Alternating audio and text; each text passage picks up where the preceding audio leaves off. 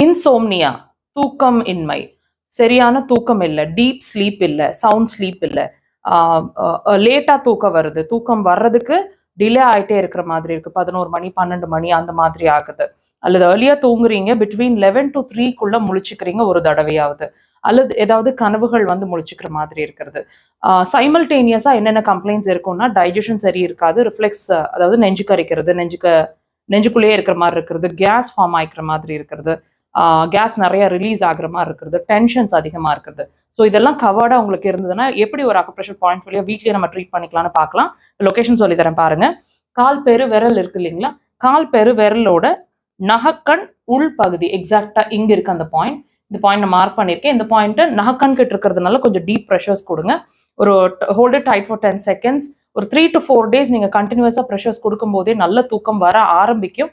தேவைப்பட்டா கண்டினியூ பண்ணுங்க ஃபர்தரா.